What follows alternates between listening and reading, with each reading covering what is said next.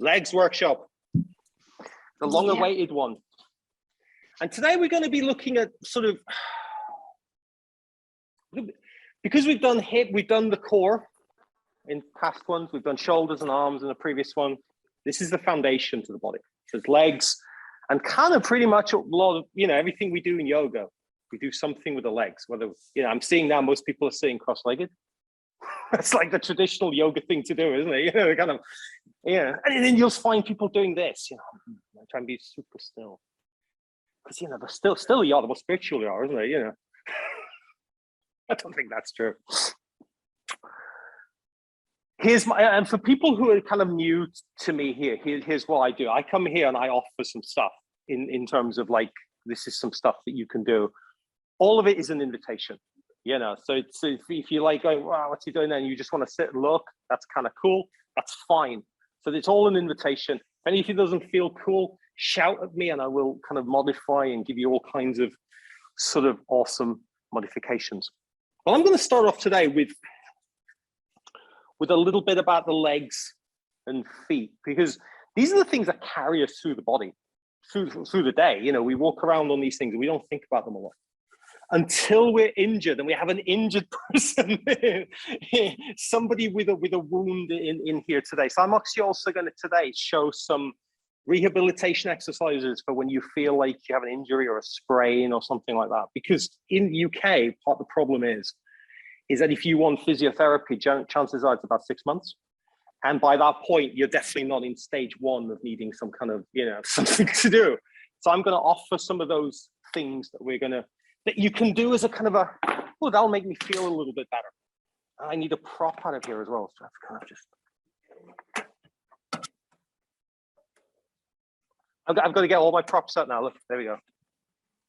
There we go. I'm so organized. Look at that. The first thing to realize is that the legs do an awful lot of work. The amount of muscles that you have in your legs, you have 4 major muscles at the front of the leg, the quadricep here, at the front of the leg. Let me stand up so people at home can see it. So at the front of the leg, let's get some anatomy going. Front of the leg here, you got quadriceps. There's 4 major muscles in there. You got 3 at the back, the hamstrings. You've got this muscle down here, which is your calf muscle, the gastrocnemius. Anybody had a cramp in that muscle? Yeah, it's good, isn't it? It's like, that's like the really spicy one. Then you've got another one at the front of the leg here, the tibialis anterior, which actually is a very overlooked muscle.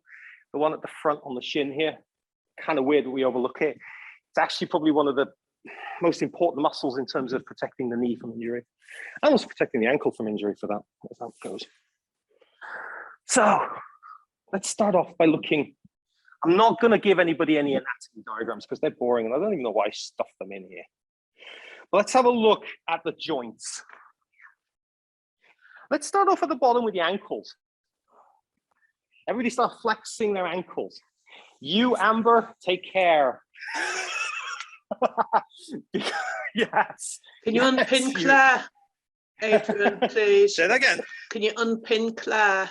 Can I unpin Claire? I thought I'd unpin Claire. Let me pin myself. Yeah, she's not in there. I'll do it, Adrian. Oh, yes, you are. You in have there. to cancel the spotlight.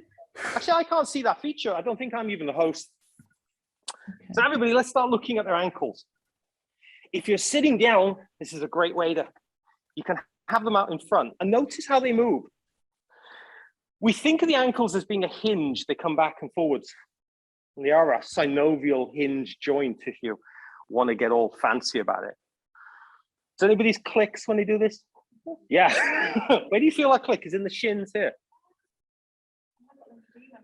Okay. So there's a little bit of swelling in there, so it moves the tendons a little bit. Yeah. So moving through those clicks, is a nice thing. But they also do circles. Look at that. One way and the other.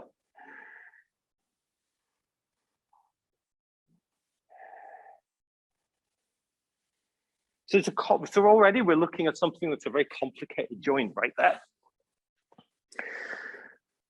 So let's do some very slow movements through the ankles to begin with. I call these controlled articulated rotations, CARs, and they're a really great way for building up not just strength, but mobility. So let's start off with one leg. Let's start off with the left leg and take that ankle, point the toes forward as much as you can. So people at home, I'm doing this, pointing the toes. And then pull the toes back all the way towards your face. Stretch them out again and pull them towards you. Let's do the other one. Push them away from you, point the toes, really flex it as far as you can, and then pull it towards you. Flex and pull towards you. You're probably hearing like scrunchy noises in your feet. I do for sure. And that's because we wear shoes a lot. So because our feet are in these little tight boxes, the less you wear shoes, the better. For knee health, ankle health, and hip health. Just basically shoes are just bad for us. We're not evolved for shoes. So let's do some rotations. We can do both feet at a time. So rotating the feet in one way, as far as you can. So as big a rotation as you can. You're probably hearing mine clunk here. It didn't do it there because I wanted it to. There it goes. And there goes that one. And then go the other way.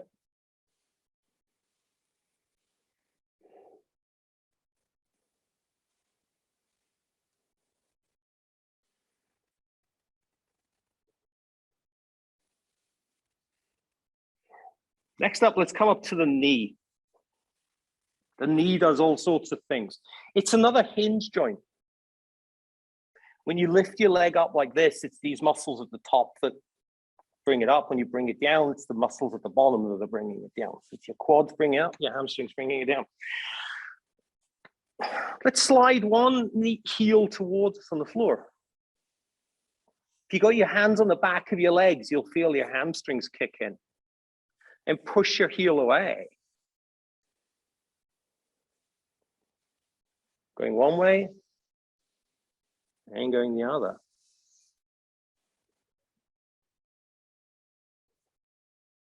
Swap over, do the other one. Notice what your range of motion in your knees are. Might be different on one side to the other, might be the same.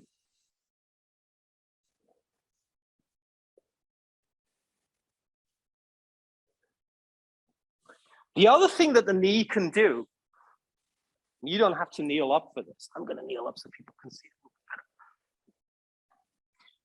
Is that this shin bone, which is actually two bones, can rotate. So if I'm in this lunge position here and I'm pivoting on my heel, the foot can rotate from side to side. But you can do that with your legs straight. You can rotate the foot from one side to the other, trying to keep the knee as stable as possible. Notice what your range of motion is in one foot compared to the other. I can go a lot to the outside, but not much to the inside. Try the other one.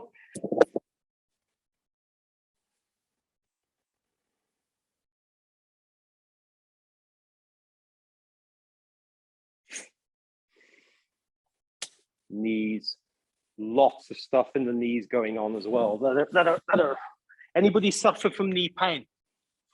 There's all sorts of different kinds of knee pain, and a lot of it comes from having instabilities in the body or compensation patterns from one side to the other. So if I'm standing up, we could all stand up for this, or you can sit and watch if you're at home, because like nobody cares. Nobody cares if you're at home. You do what you want, can't you? If you stand up, notice how generally your head is over your shoulders are over your hips are over your heels. In the West, we tend to sort of have this forward flexion thing going because we're strong in the quads, but weak in the back. So we tend to fall forwards. But if we bring into this upright position, there's a sort of that's kind of easy, isn't it? You know. And if we could spend all our day in this position, it would be great, but we're not because we're picking stuff up and carrying things along. One of the main things we carry are babies. You know, I've got my own little baby here today. And you think of carrying a load on here, the first thing the body does is that it throws itself to one side. I'm not exaggerating that much here. So you're throwing it to one side, you're taking weight onto another leg, the weight comes off that leg. There's a massive amount of compensation that happens there. So generally, you'd be better off carrying a baby up here, but do that as they get older. And don't do that with them because they don't like that. So let's get an idea of just how much our body can shift and compensate for how we move by doing little circles from standing. Circling the hips, circling the hips from one way and the other. And notice that this pretty much goes to every joint in the body. Everything from the bones in your feet all the way up to the atlas that holds your skull in place. I mean, my jaw's moving as well because I'm talking, but like.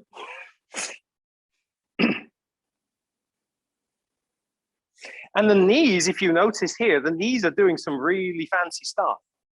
They're not just being locked out, because if you lock your knees out and try and do this, you realize, wow, it gets really tricky. So your knees are bending and flexing and rotating as you're doing this.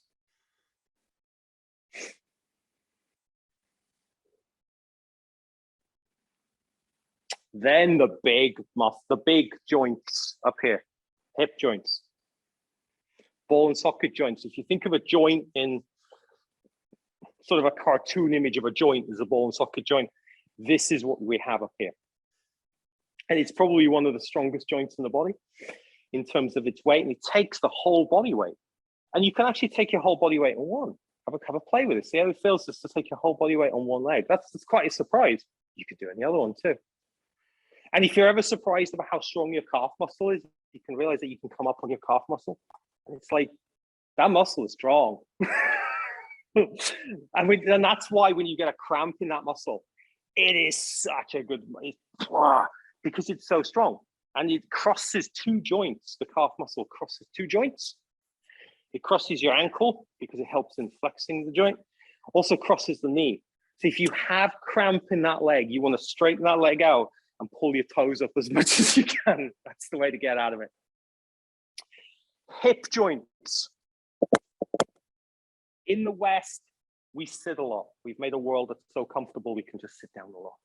And that doesn't really do our hip sockets that much good.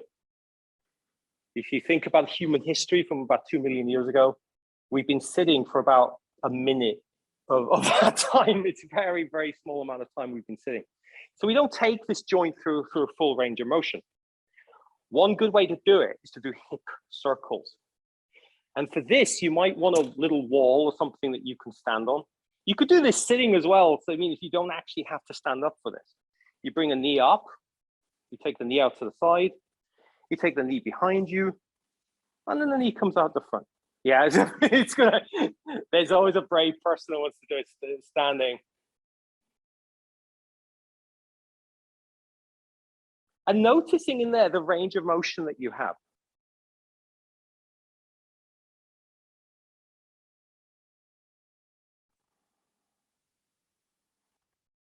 Swap over, remember that you have the other side to do. Let's do the other side, leg comes up, leg goes to the side, leg goes behind, leg goes front.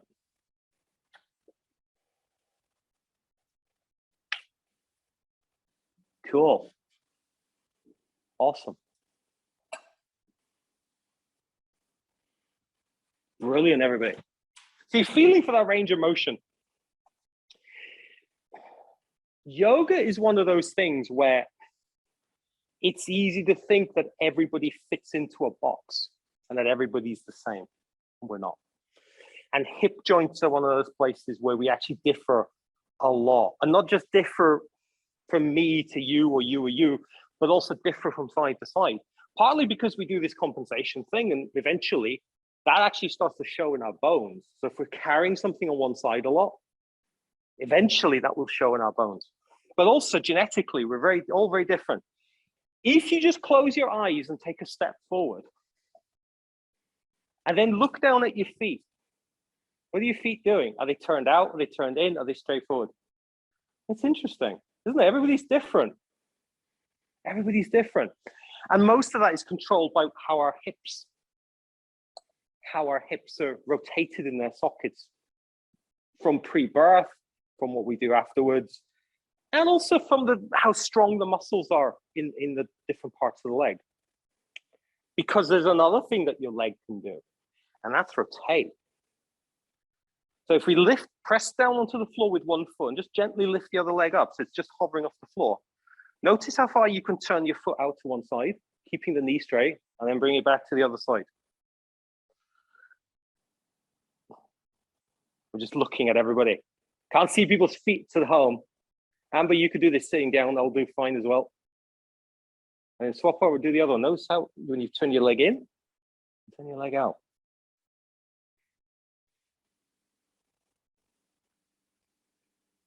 For a very long time, textbooks used to say everybody can turn their leg inwards about 60 degrees and outwards about 60 degrees. But I'm noticing here, there's nobody who can turn them inwards and outwards by 60 degrees.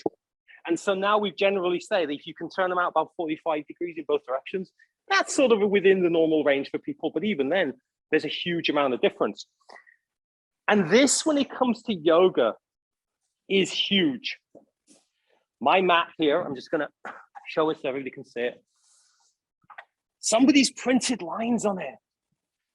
You know, they've gone to a trouble of laser printing lines on it with the idea that my body is somehow going to conform to that. Do you think it does? I don't think so. They're sort of handy. But I would like to take the person that first thought of this and put them in a spaceship and just like, off you go. You don't need to be here. Because I see these causing people injury and potentially things like RSI. Because the classic concept of, say, a warrior two, we all know a warrior two. I would say step your legs to about 3 feet apart and just turn that out. So you'd step your legs to about 3 feet apart. And then you turn one set of feet out and then one other knee in. Now, if you listen to kind of all these people talking about alignments, they'll say things like, oh, the heel aligns with the middle of your foot, or this foot here is supposed to be at 60 degrees. The person who made this mat conveniently drew 60 degrees on there for me. I think it looked quite good for that, actually. My foot's nowhere near that. If I was to get my foot to that position, oh, that sucks.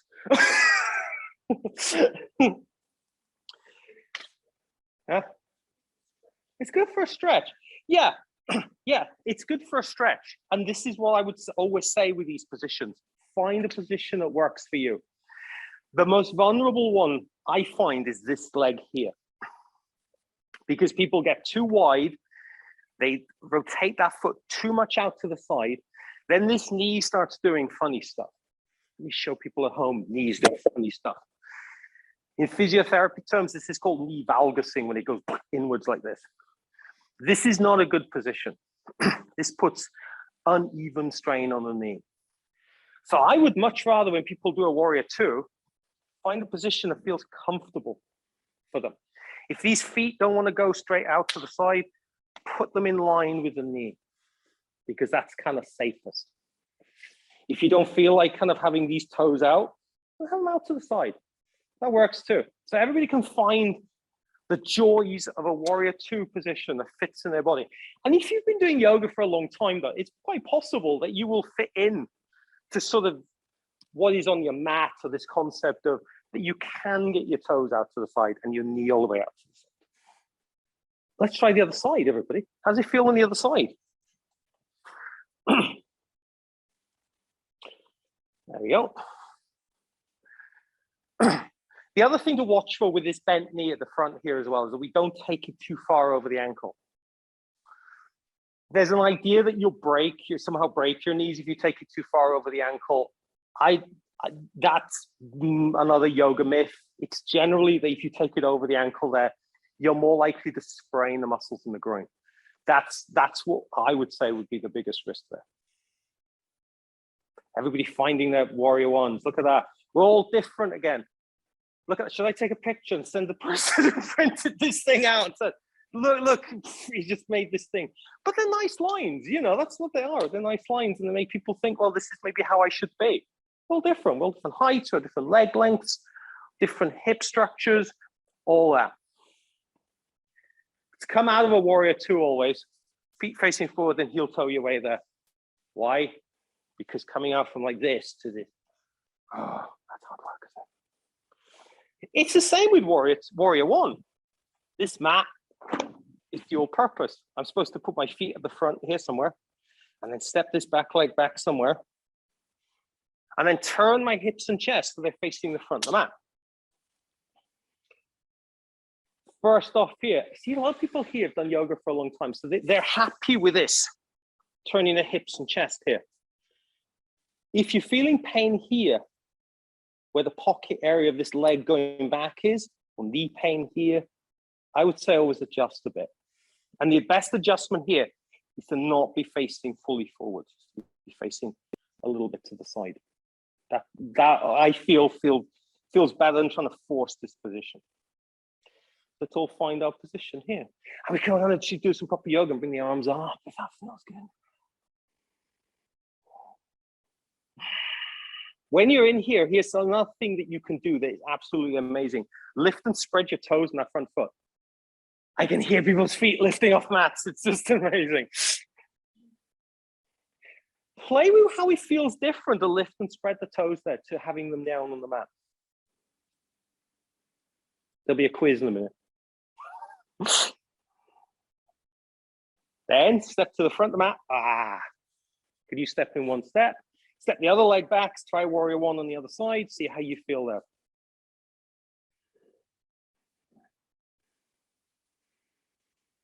Cool, isn't it? And you can bring your arms up again.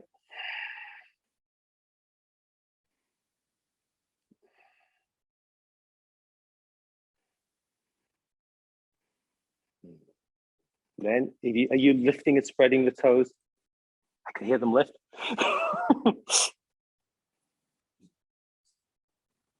Closing your eyes. We'll come to closing your eyes in a minute. Closing your eyes makes it so much more difficult. And then step to the front of the mat and feel your legs again. Lifting and spreading the toes. You've probably heard people say that in yoga like about 1 million times. And there's all these million of different reasons why people say to do it. I've heard people say it makes you more stable. Not really. It's weird, actually. I've heard people say, oh, it gives you better contact on the ground. Well, I would think that like gripping the mat will give you better contact with the ground. The reason to lift and spread the toes is all to do with the knee. And this muscle that I said was at the front here, tibialis anterior. If you notice, maybe you can see on my leg here, if I lift and spread the toes, that muscle in the front there activates. And that pulls down on the kneecap, on the knee. So you've got all these muscles here pulling up on that kneecap. And if you don't have something pulling down, it doesn't stabilize the knee as well. So the difference between me having my toes down on the floor, that moving, and lifting and spreading my toes, that being quite stable, is the difference. Now, not everyone can lift and spread their toes. Can everybody here lift and spread their toes? Yes, yes, yes. Everybody's been doing yogas.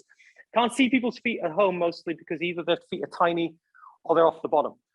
People who've done yoga can generally lift and spread their toes because they've been cued, lift and spread your toes and get there. If you can't, if you're one of those people that maybe is starting out yoga, or there's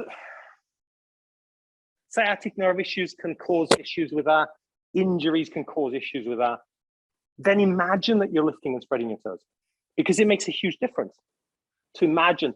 Because even just imagining I'm lifting and spreading my toes, that muscle will activate, even if it's not enough to lift and spread the toes. So at any point, somebody in yoga says, do something, and you're like, I can't do that. I can't wiggle my ear. Just imagine that you're wiggling your ear. And actually, you get a similar result from it. Which is going to bring me today to injuries, because we have somebody on Zoom who's injured, and you know, injury is one of those things that comes to us all at some point. And it can be very easy with injury to feel like, I hate my injury, because it's a thing that gets in the way of the thing that we want to do. But here's the thing, when you're injured, your body has so much to do. It needs to heal. It needs to divert resources towards that healing. It needs to make sure there's no bacteria in that wound. It needs to change how you carry your body. An injury, especially in the legs, changes your whole structure. There's no other machine on the planet that can compensate for that kind of thing, except the human body. It is just an amazing machine. No machine that we've created can do that. And so you hating on yourself doesn't help at that point. Look at injuries and healing and pain as a normal part of human nature. Whatever we're going through, it is all normal part of human nature. We're designed with these amazing mechanisms to heal. And most of the time, the body is actually healing. Even though if we're angry at it because, oh, this is inflamed or this is swollen, those are healing processes. And it's very easy to feel like, oh, I want to be healed, whatever that is in our heads. Love the process of healing because it is actually a miracle. And yoga is a great place to play with that because you can play with things like modifying something to make you feel better. You can lower the intensity of poses to make you feel better. And so, or you can just choose, you know what, I'm just going to sit down and I'm going to just breathe because that's also good. I see so many people, especially in sports. Sports side is worse than yoga because there's much more competition in it.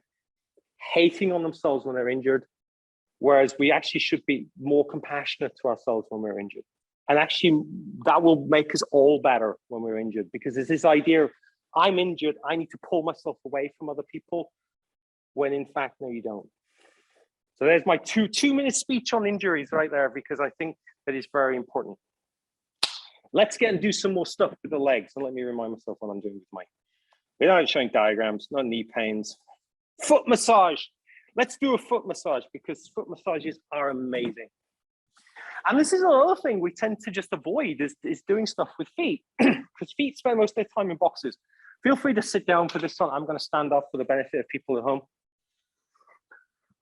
I'm going to sit on this sharp radiator for the benefit of people at home. I should just get a chair. Okay, so let's look at one foot to begin with. Foot's an amazing thing.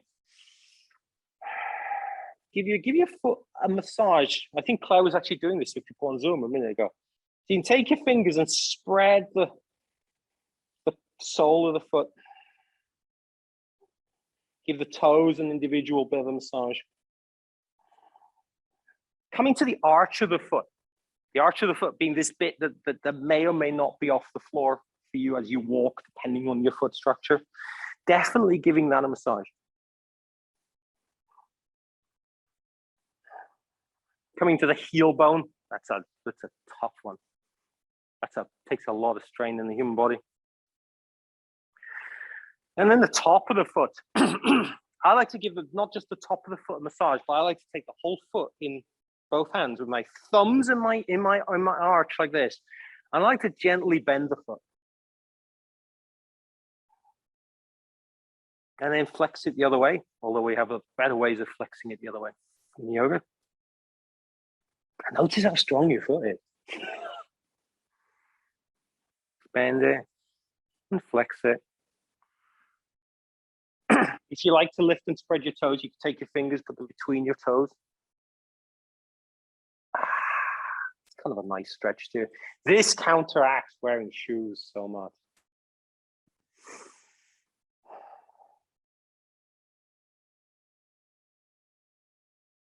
And then give your toes a bit of a,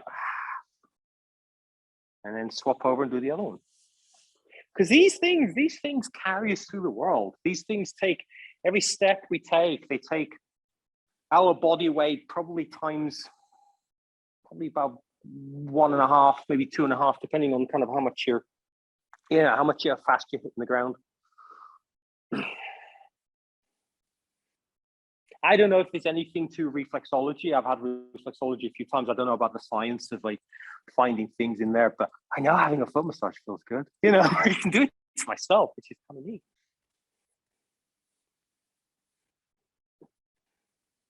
Yeah, remembering to put your thumbs in the arch and giving it a squeeze. and flex.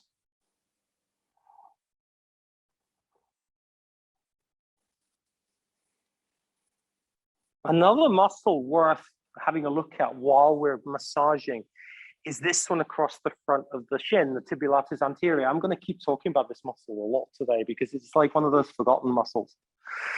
This muscle here can, because again, we wear shoes and so our ankles don't go through this kind of nice amount of flexion here, can sort of stick to the shin bone. And that causes what's called shin splints when it sticks and it pulls off. And so this is a nice muscle to massage, either running the thumbs along the edges of it. And you'll feel the edges of it. You'll feel your shin bones on either side there. There's a little divot.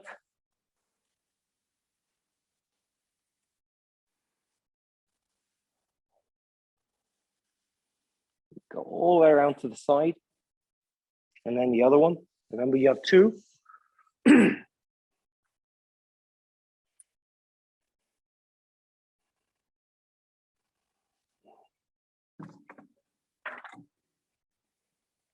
They feel good, doesn't it? Let's stand up again and do some different kind of things. If you have a block, this is a great opportunity to use a block.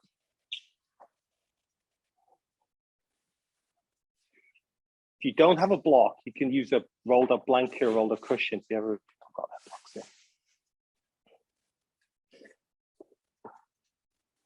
So up here on the top of the leg, you got 4 muscles at the top. Actually, you have a few more, but 4 major muscles. You got 3 at the back, which make the hamstrings. You got this thing at the front here, the tibialis anterior. But at the back here, you've got this massive muscle, the gastrocnemius, the one we get a cramp in. You know that one.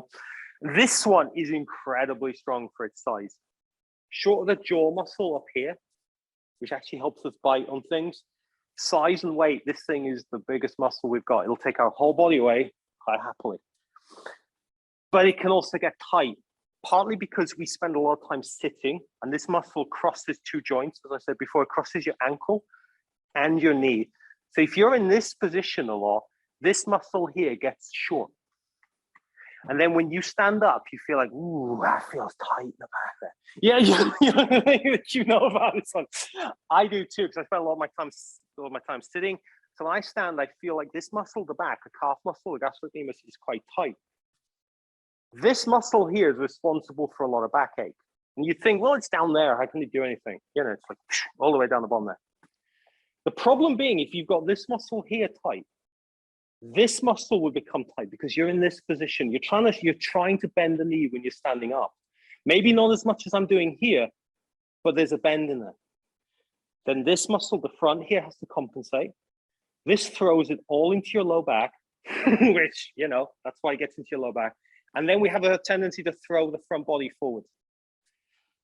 All because we're tight at the bottom of the leg. So let's do something about that. The best thing, calf stretch. Put a block on the floor. Maybe not as big as this block. This block is like intense, but it still works. You take your foot and you put your ball of your foot on there. So yeah, that's just behind the toes. You lock the knee out straight. Hypermobile people get to that place where the leg feels like it's straight. Yeah, it's tough. Then you're going to take this back leg and you're going to walk it a little bit forward. And you're going to walk it a little bit forward. And you're going to walk it a little bit forward until you feel like your calf muscle is stretching. Everybody feeling that? Can you feel it on that? Okay, yeah.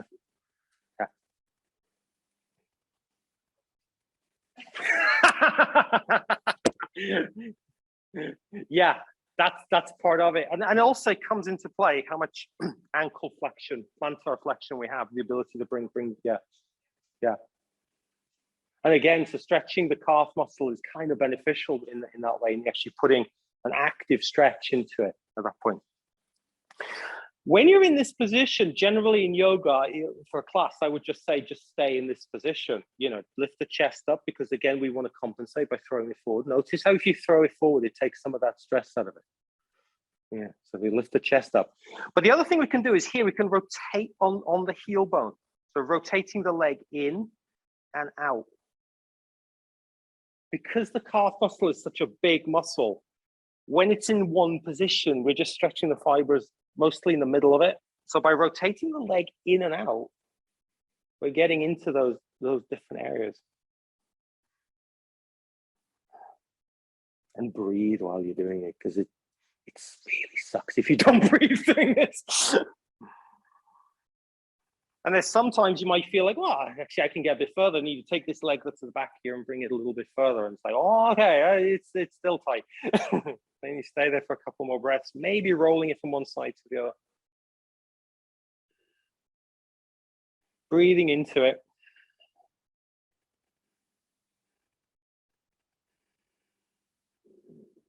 Then take this leg that's not on the block, step it back just a little bit, and then you can come off that block.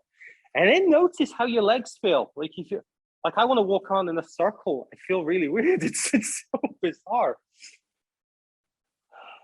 Swap it out. It does feel weird, isn't it? It's very strange. The other foot this time. Bearing in mind that one side versus the other is always going to be different. Remember when I was holding Baby Yoda up here and I kind of like had this structure where I basically was compensating for holding the weight in here.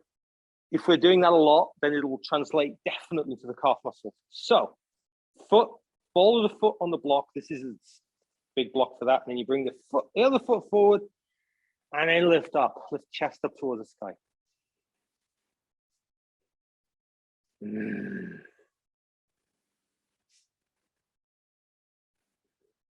Rotating maybe the foot from side to side a little bit, noticing how that changes the feeling of it.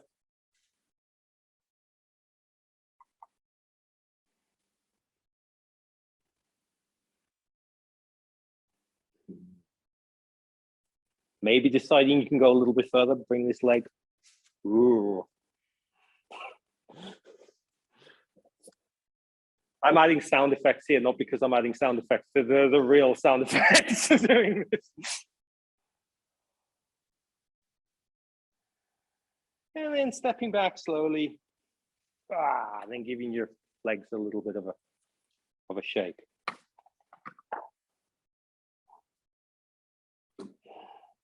I mentioned that there was we'd started off giving the foot a little bit of a manual flexion and extension with the hands when we're doing a massage on it. But the foot's incredibly strong. One of the best ways to open the foot is to actually use body weight on it. And the easiest way to use body weight is to come into what I call a lunge with back toes curled under. So it's a lunge position with the back toes curled under. So you got to find your back toes, and then you got to come up onto them with a heel up off the floor. This is one of those poses that the lower down you get, the harder it is. But you can, again, use stability, use a wall as stability. If you've got an injury in the leg here, you can just be doing this in a very gentle way. It's not like a huge one.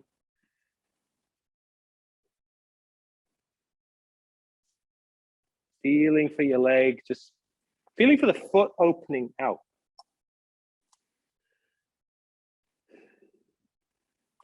I almost always do these after doing a calf stretch, because if you do this first, people go, my calves are hurt. that kind of breaks the yoga vibes in the room. And step to the front of the mat. Notice how that feels, then do the other foot. The other foot goes back as far as feels good. Lunge with back toes curled under.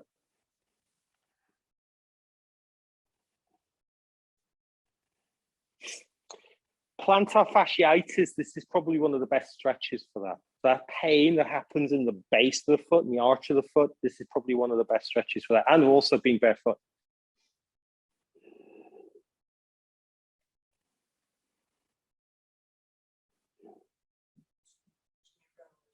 And the front, see how it feels. I also kind of stretches some other bits. Kind of works quite nice on stretching our bits, but it's a good way to stretch the foot out.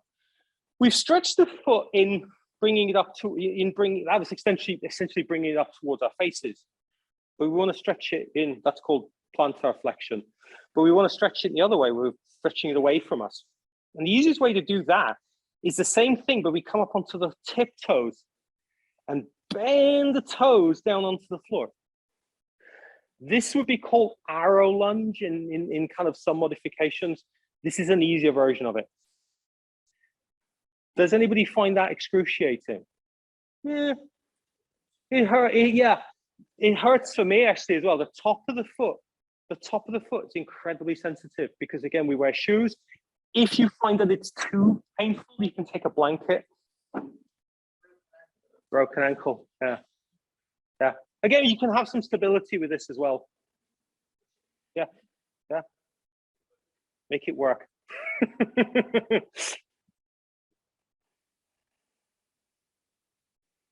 And actually with a broken ankle as well, taking the ankle through dorsiflexion, which is bringing it up, and plantar flexion, taking it away, actually helps a lot as well against getting mobility in the ankle. Swap the other one. Now on the other one for me, I've broken my toe on this side, so that's actually quite painful. Not today, like ages ago. So I was thinking my grandmother would say it would hurt when it goes, and it does. You think it feels quite nice? Weirdos. See, we're all built different. It all depends on kind of how much we do with our feet, whether maybe we're runners, we maybe wear thinner shoes, maybe walk a lot. We're all different. And this is the other thing in yoga that I feel is kind of interesting. I've seen yoga teachers go, oh, feel the lovely stretch. I'm like going, this is not lovely at all. This just like sucks, like the worst thing ever. And this is why we're all different. So I tend to try and avoid using phrases like lovely stretch, because most of them aren't lovely to me, because as you might notice, I'm not really built in a way to stretch that much. But also we all feel different. And if I say, just even unconsciously, feel a lovely stretch, and people aren't feeling that lovely stretch, they're going, what am I doing wrong here? And it's like, no, I was the person doing something wrong by saying lovely stretch. How's everybody's feet feeling? What we've done with the lower ankles here and the feet and the shins actually helps all the way up to the body. So one thing we can play with here is a very gentle forward bend now, because the backs of the legs will be a little bit more open than they would be otherwise. And this will help us figure out how to bend properly. And I'm going to talk about how to bend properly. Because it's easy, the way we bend to pick something up is we take the head down and we bend the back. And we decide, ooh, this is kind of cool. My back's all bent here, but it's easy and I can reach the floor. The safest way to bend is to take the hips and bring them back, send the butt back, and then we bend from here. Bending the knees as well, if that feels, that's always another part of it here. But rather than bending through the spine, which has a kind of like a limit, we don't really want to be stressing the spine, especially in this bent place, is to take the hips back, bend the knees a little bit, and we come down with a flatter back. Can anybody feel why we don't do that? Hamstrings, yeah? So we feel it in the hamstrings. Again, we sit a lot, and so our hamstrings are like all the time. And so we decide, I don't need to use my hamstrings, I can just use my spine for lifting things. And we transfer all that force into the lower back. So it was all those posters on walls of health and safety years ago that said if you needed to pick something up, you bent the knees to pick it up, which essentially breaks the hips. And you go down and you pick it up and you do it like that, which is the right way of doing it, but we don't do it. So let's play with a forward bend. Bring your feet a little bit wider than your hips. I've got mine here substantially wider than my hips, and you might feel like that works best for you. Soften at the knees a little bit for this. If you're injured, you might want to take this really slowly here. Send the hips back just a little bit. So it's almost like you imagine you have a tail and you're sticking it back a little bit. And then you come forward, trying to keep the back straight, lifting the chest up a little bit. Maybe keeping the hands on the thighs or on the knees. Maybe getting down that you can put your hands on the floor.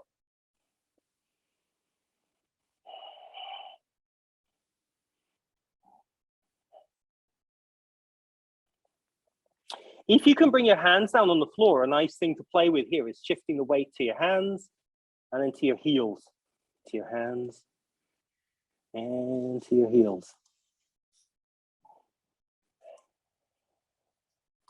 If your hamstrings are feeling tight, Another thing that you can do here that actually helps to open out the back of the hamstrings is to lengthen and straighten one leg, and bend that leg, and then lengthen and straighten the other leg, and then bend that leg.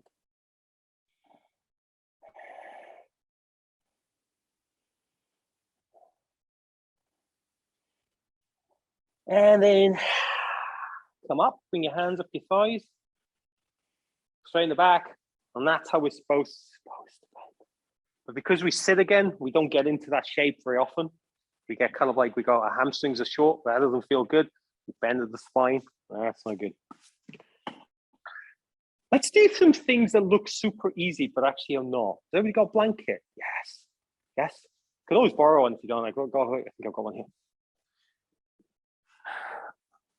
I talked earlier about having weak feet because they're in shoes a lot.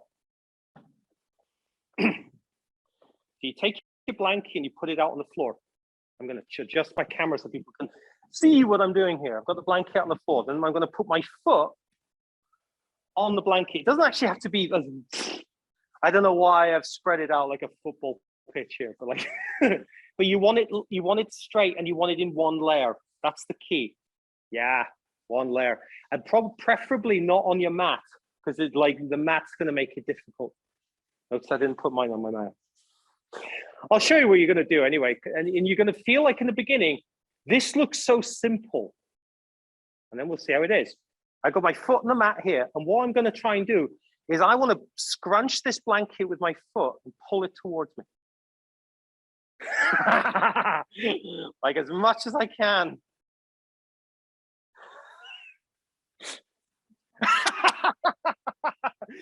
It's extra easy if you start at the end like that, you know. But like, see how far? Oh, I've done like 10 times. Like my foot, it's tough, isn't it? It's tough. It's really tough. You're stuck to the floor.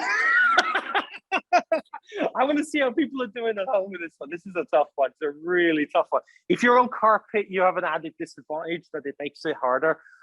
But it's not about how much you're pulling a blanket towards you. It's not a race. It's not a competition. That's a really good exercise for your feet. Really is. It's a great way to strengthen the whole leg. This is probably what would be a physiotherapist. Yeah, you feel it in the quad muscles, you feel it in the hamstrings, you feel it in the tibialis anterior. This is a physiotherapy exercise level 1. In the US, you would be given this with any kind of leg pain, any kind of leg injury, probably on day 1. They would just have you doing this. I've seen different socks that you can buy as well with kind of like stressors in them, so you don't actually have to use a blanket. Remember, you have the other side, so play around with the other side. The other side might be stronger. I'm going to do it again because this is really humbling. There we go. Oh. And if you're like having trouble here, as is always kind of my default go-to in these classes, be the chimp. Chimps are fantastic at this. Just imagine that you're having to use your foot as a chimp. See, I'm much better at this side than the other side. It's not about how easily you can do it, or how much you're doing, though. It's really about just working the muscles in the feet. And if your feet are in shoes, there's no way you can do that. The only time I see people complain that their feet are actually tired when shoes is when they're wearing sandals. And you know, when you're having to grip your sandals, you're sort of doing the same thing. Let's move on to the other thing that looks absolutely easy. But you know, none of us can probably want to do 50 of these. Stand on the floor with your legs straight. People can see here. So I'm focusing on this leg here. And all we're going to do is keeping the heel down on the floor, lift the ball of the foot up and let it come down. Lift the ball of the foot up, let it come down. Lift the ball of the foot up. This is doing 10 times, see how it feels. Maybe 50 times. It's yeah. You are getting it up and down though. So that again, it's not about how much we can do or any of that. It's about activating those muscles that work on it. And the main muscle this activates here is I'm starting to feel it in my shin. Yeah. Oh yeah, it's a good one. Again, probably this is a physiotherapy exercise level 1. they would give you to have these to do just from stage 1 with probably most lower body injuries in the US. Very easy to do, but strengthens the muscles. Swap over and do the other one. This is the reason why people go to physio. The problem in the UK is that by the time you get there, you're 6 months in, 3 months in, 6 months in, and so they're having to play catch up the whole time. With this one, you're feeling the tibialis anterior in the front muscle, but you also will feel the quad muscles work. This will fire all the quad muscles, especially the vastus lateralis on the side here. You'll feel that one quite tight. And then you're like, oh, when does this end? Another one that we can do, but we're going to do this one quite limited, is coming up onto tiptoes and coming down. You can do this both legs at a time, stage 1. Stage 2 would be to come up on both legs and then lift one leg up and then bring the other one down. Easier if you have something to support you, like a chair. So you come up on both toes and then come down on one foot. You come up on both toes, come down on one foot. Remember to do both sides if you're doing that one. Stage 3 would be to come up and down on one foot all the way.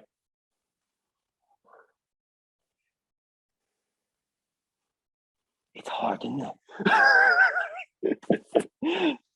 Again, it's not about sort of how far you're doing it. It's about exercising those muscles that actually get in play there and do stuff.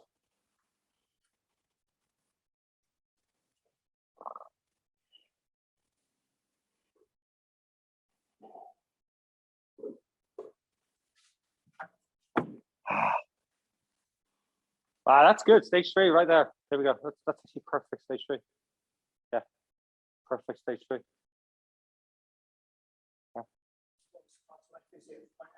Yeah.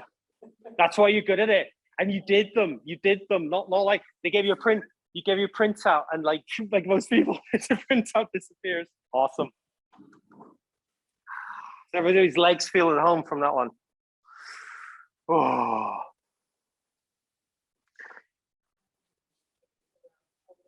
No, that's okay. It's holding on for these kind of things actually gives you actually a better quality of movement.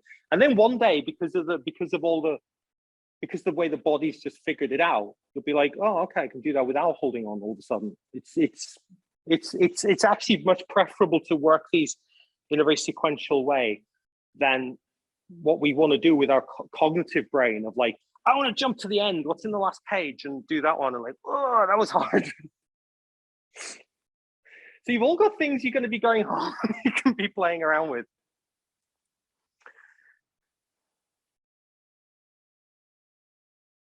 Awesome.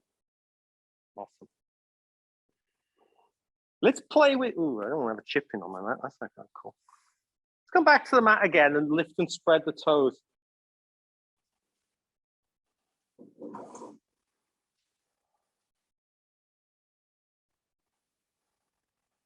Lifting and spreading them, letting them come down, and then maybe lifting and holding them spread for a few seconds.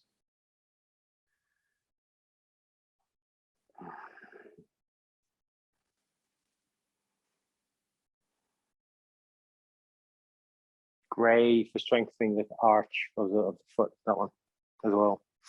I want to talk about in yoga when our legs are wider than the hips as well, because this is something else that I see. And because you're kind of like all part of this workshop, we're giving you inner secrets here of kind of like, almost like a user manual for the body. And like, I always think with the user manual, the most useful part of a user manual is like the bit where you go to how you don't break the thing that you got the user manual for, like warranty returns on your iPad is sort of easier than warranty returns on you sort of things. So I'll show this first and then you can play with this yourselves. I'm going to step here into a wide-legged stance. I'm probably about twice as wide as my hips here. You don't have to do it just yet. Notice what I'm doing with my ankles. It might not show up so well at home, but what I'm doing here with my ankles is they're just rolling out to the side a lot. My arches are lifting up off the floor. That's not a good place to be. This is probably, in these kind of positions, the way people get injured. They'll either injure their, I mean, I'm being careful here. I'm showing it, I'm demoing it, but like, I'm quite careful with this because you can injure your ankle, you can injure your knee on this one. Because what might happen is the ankle rolls out and he goes, which isn't fun, or the knee will cave in to save it. And that's not fun either because the ACL will get torn at that point. This is how footballers, American footballers, tear their knee a lot. Is in they fall bad and they come in on like that. So we don't want to do that. So what we want to be doing is pressing evenly through the inside of the foot and the outside of the foot in this position.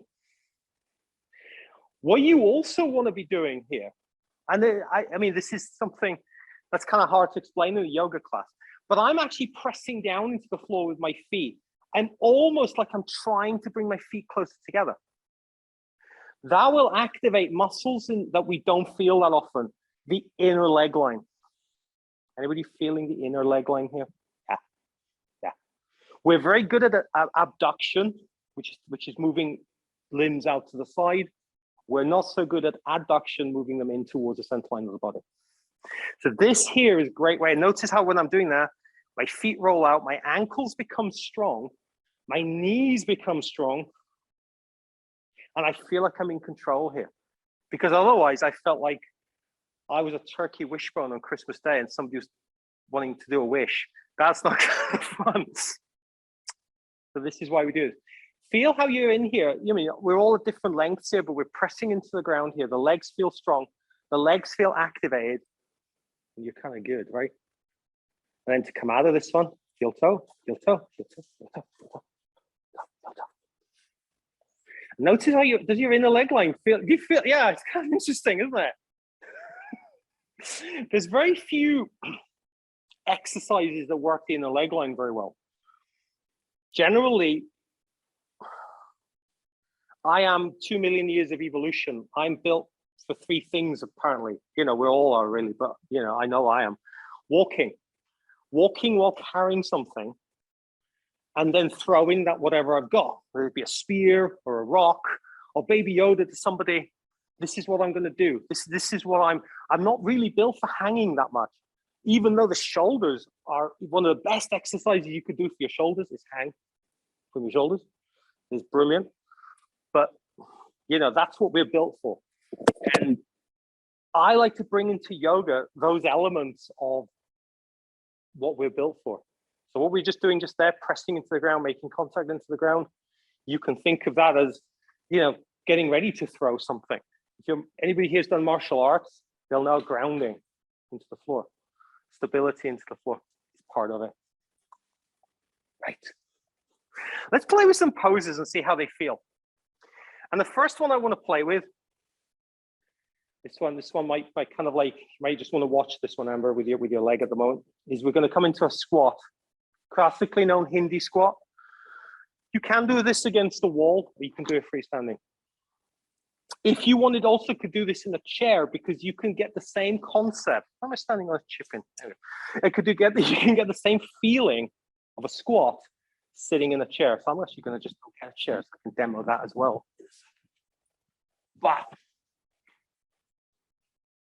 That's one thing I forgot today was a drink of water.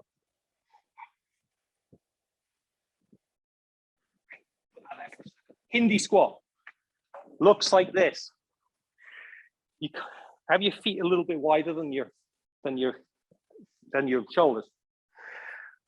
Lift the heels up off the floor because generally, you know, there's people that can do this with their heels down, but actually, when I've looked at how this is done, people have the heels up. You bend the knees and you come down into squat position. And then the elbows go inside the knees. And you have this amazing sort of like, if you want to look all spiritual here, you can actually have that. People who want to sit down for this, you can actually get a similar result with this idea of bringing your elbows inside the knees here and gently squeezing in on the elbows with your knees. Same result. How's everybody feel with that? That's a good modification there. We're using the block for your hands. I like that. Yeah.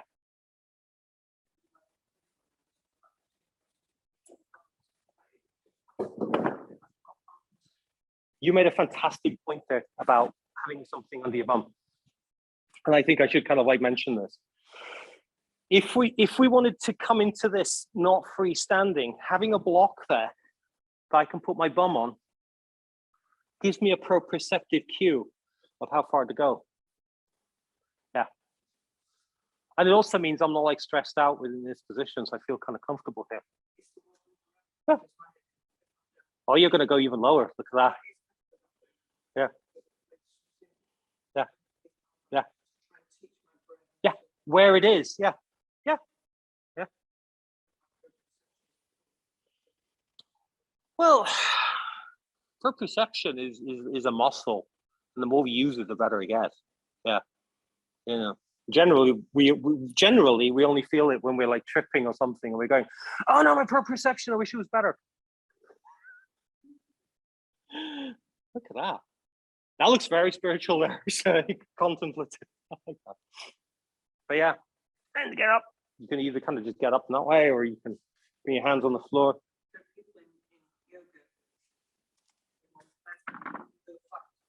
Yeah, yeah. Yeah. The feet flat on the floor thing in a squat is again another, it very much depends on not just how much ankle flexibility you have, but also the position of the shape of your hip joints. So generally, you might be able to get yourself into that position, but it doesn't really matter if your feet are up off the floor. You're getting the same effect. And the Hindi squat that I've always seen is with people with their heels up, because it works other muscles. So it's not like your feet are just like, your feet are just going to chill out on the floor. These look all simple, don't they? We're like, I don't know about your legs, but my legs are kind of... This is just all simple things. Another thing I want to tackle here is getting into a lunge position. And I'm going to show you the way that I see that is like, we shouldn't be doing that. And I'll show you the way that is actually better. Because a lunge is actually one of the ways we could actually injure ourselves in yoga, especially repetitively. Note that for this stunt, I've got 2 mats on here. I'm not doing it just on a thin mat. The way I see a lot of people coming into a lunge is they step that leg back, they bring that knee to the floor. That's not cool. You can maybe do that 200 times, 300 times, 400 times. At some point, it's going to go wrong. Because just putting that knee on the floor, and I'm coming down quite slow here, I can feel that in my kneecap, but I can also feel it in my hip. That's quite a massive knock-on here.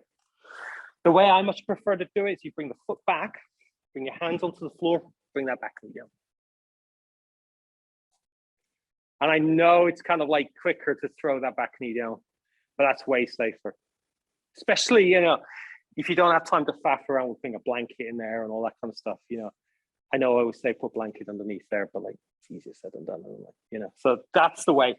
Come back, step it back, hands on the floor, back knee comes down.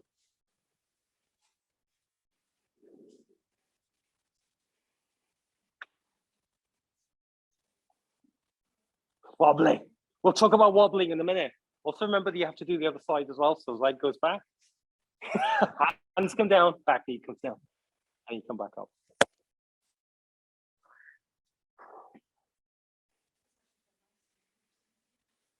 What then actually kind of, yeah. This position here, in coming down, you can do it. But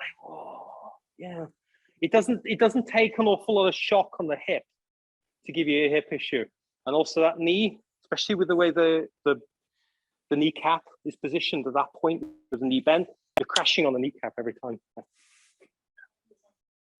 Remind you on Monday. Now you'll be doing it fine on Monday. While we're down in a lunge position, the other thing that kind of I get asked about a lot is people are in this position and they go, how do I get up from here? Well, you see people who do yoga a lot and who maybe have, half my body weight. They'll come up like that, and it'll look all nice and stuff like that. And that takes a lot of practice. I used to power lift years ago, so that for me doesn't feel too much. But I think that there's 2 different ways that we can get up from a lunge position. And this actually works great for people at home, because When you're at home, we find ourselves in this position, right? You know, we're doing something. We're in this position. How do I get up? The way I see people get up is they throw their weight forward and they get up. It's like, oh, that looks terrible. Get up in the reverse way. Hands down on the floor. Back knee comes up and come up. Yeah, look at that. So you swap over, hands come down, back knee comes down, you come up into a lunge. Hands come down, up you come. Doesn't that feel good? It's easier, right? Yeah.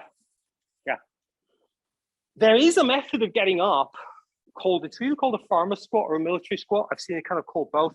This is for when you've got something in your hands. Yeah, can't put it down on the floor, can I? But I'm in this position here. How do I get up? Bring this front foot, so it's by your knee. And then you come up. Way easier. So you can play with that if you want. From this lunge position, front foot comes back towards the knee. So the heel is kind of like in line with your knee or maybe further back. Easier? Yeah. Side to the other side. So that normal lunge position, like that. This front foot comes back. Lean forward a little bit. Up. That's maybe other.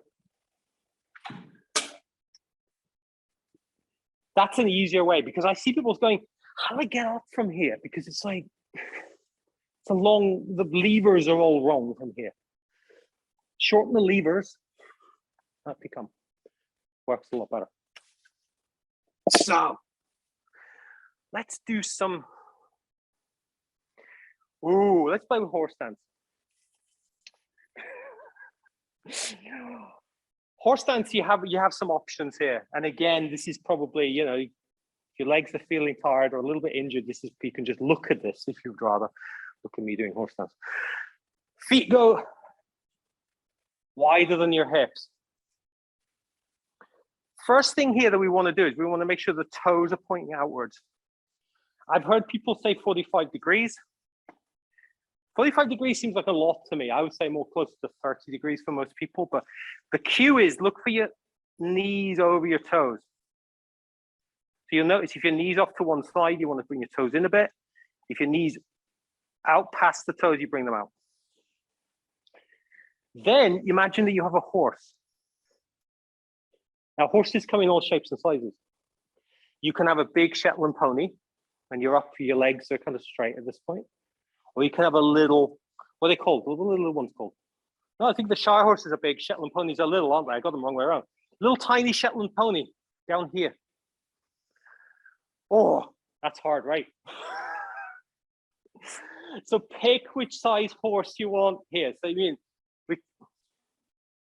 this will strengthen your legs, Callie. This is your legs are getting stronger by the second doing this. With horse stance, one of the things I see people do is first off is that because it's easier to load the quads, the muscles of the front, people will do this. So they lean forward. So the trick is you want to come back up like this, and you feel hamstrings are kicking in and the butt muscles are kicking in. It also means you're not stressing the low back as much. So from this horse stance, let's play with Uddiyana. So we'll play just quick Uddiyana. Uddiyana means belly flying up. So take a breath in, soften the belly, exhale out, belly comes up and in, hold the belly. Just before you take a breath in, relax the belly, take a breath in. You can do that a couple more times.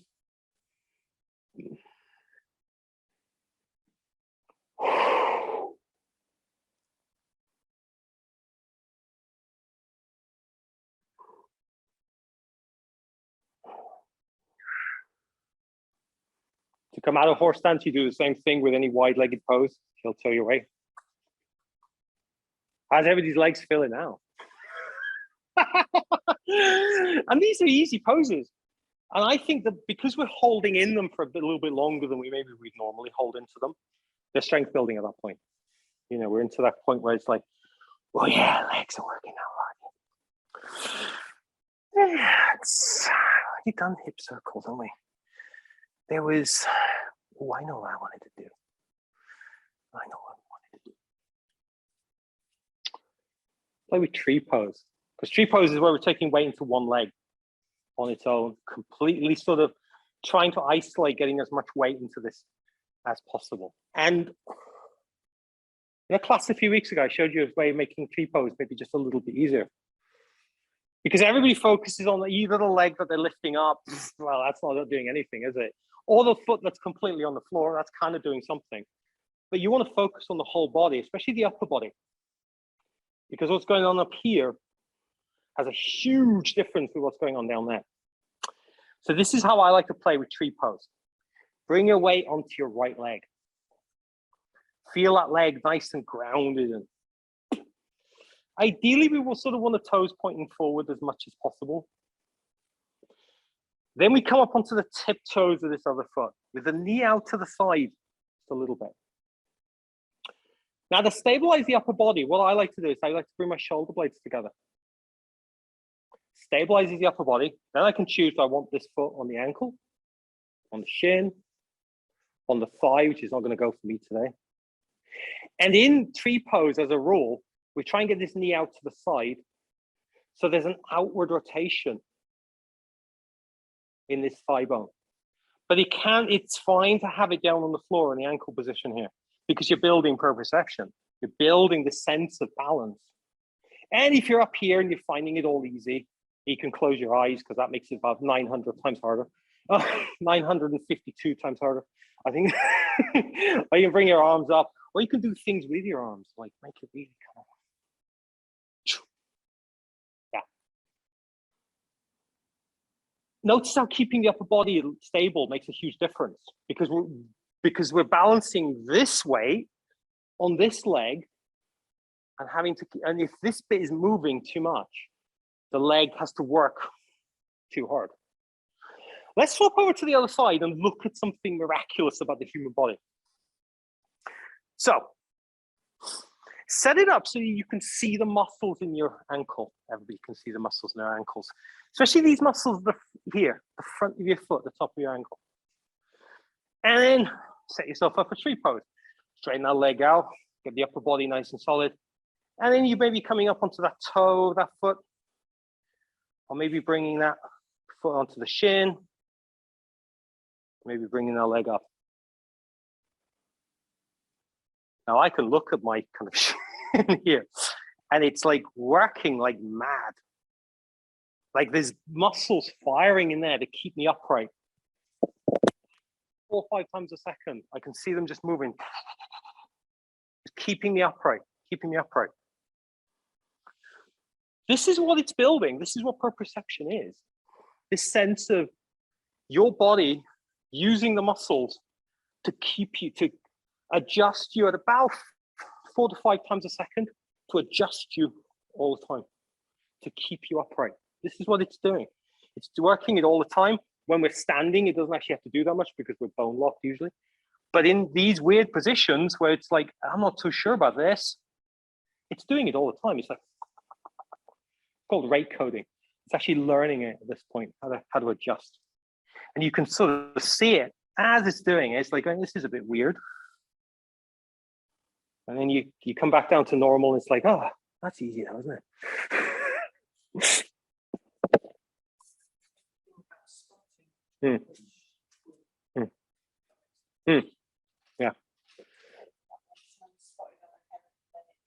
Yeah. Yeah, spotting, locking our eyes onto something, which engages our visual sense, but also engages, because our heads are up to look at things, makes the inner ear in a better position to 3-dimensionally keep us balanced. Yeah, our inner ear, to keep us balanced, works in this position far better than it does in this position or this position. So in order to be better balanced, we want to be in this position.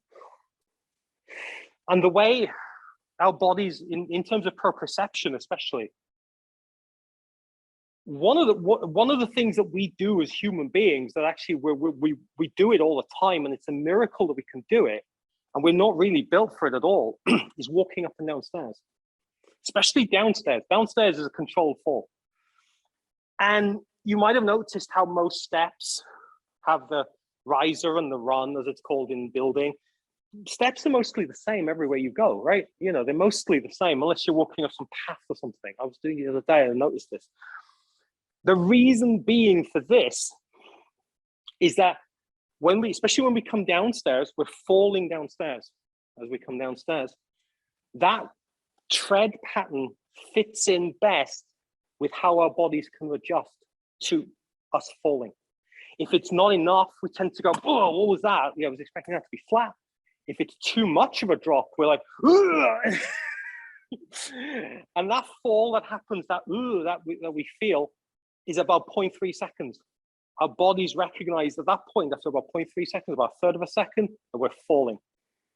And it will do crazy things. It'll throw our arms out to the side. It'll straighten our limbs up. Babies do this automatically. It's called it's a reflex that babies do. If you startle them, they go like this. We do it when we're falling. It's pretty much the only time we do it. So that's why steps have the pattern that they do. They're built for our way of dealing with that fall. And if they were too much, we'd be like, whoa, down that step. Yeah. So the world around us is built, and steps especially are one of those times when we're probably the most vulnerable. I think about 60–70% of injuries in the home happen on steps. We probably wouldn't, if we were inventing something now, we wouldn't invent steps. It'd be like, no way. It's going to kill so many people. Has anybody been down the South Stack? Those are great steps because you're like alternating the whole way, you're it's keeping your brain switched on the whole time. You definitely can't be just on your phone because you just trip straight off. Let's look at a way in yoga that we can do something with the leg muscles and actually help to open up the leg muscles. And this one is extended warrior variation. Extended warrior variation. Step your feet so they're a good 3 feet apart, something like that. Left toes turn out, right toes turn in as much as feel comfortable. Bend the left knee. Arms come up, so we're into a warrior one position starting. Notice where it feels best for you here. Where is your balance in here? Where is your sense of center? We've got side to side center, and we've got forward and back center. Then we bring the left hand down onto the left thigh. Right hand here goes up into the air. If it's up into the air, it just feels like it sucks. You can bring it down onto the hip as well. But what I want you to focus on is the forearm on the thigh. And notice that you can pull the forearm across the thigh to give the muscles of the thigh a little bit of a massage here. And especially pulling them outwards. Notice the difference here that when you've got your arm on your thigh, then you're pulling the muscles out to the side a bit. Probably a little bit more stable to begin with.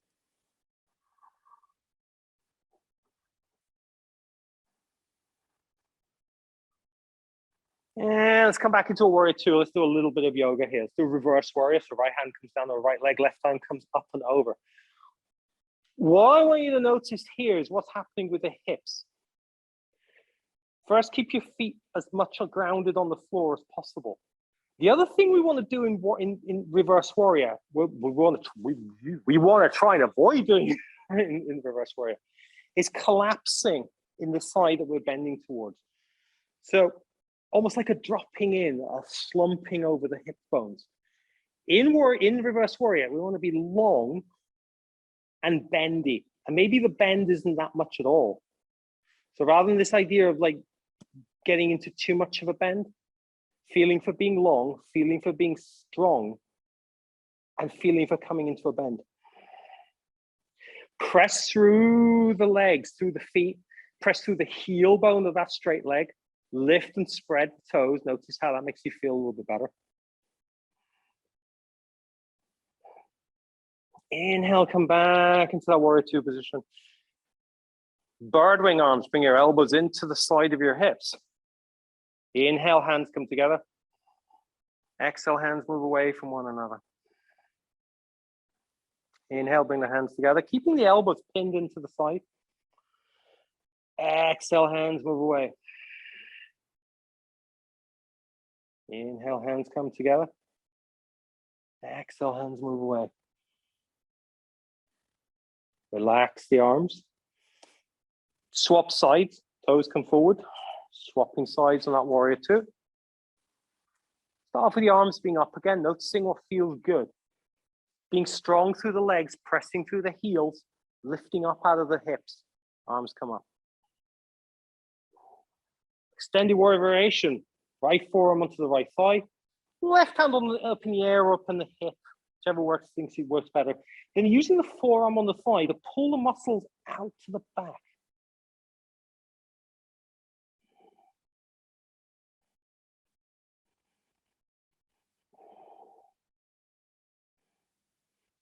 Feeling that stability in your legs and your feet here. Feeling strong, grounded.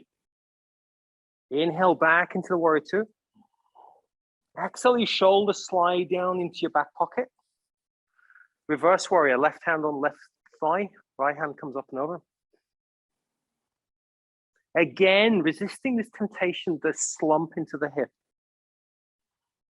It can feel easier to slump into the hip, but I'd much rather people were vertical than slumping into the hip. It's not good.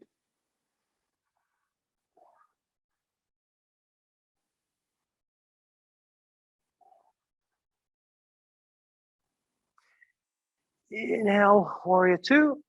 Exhale, shoulders down the back. Bird wing again, elbows come in.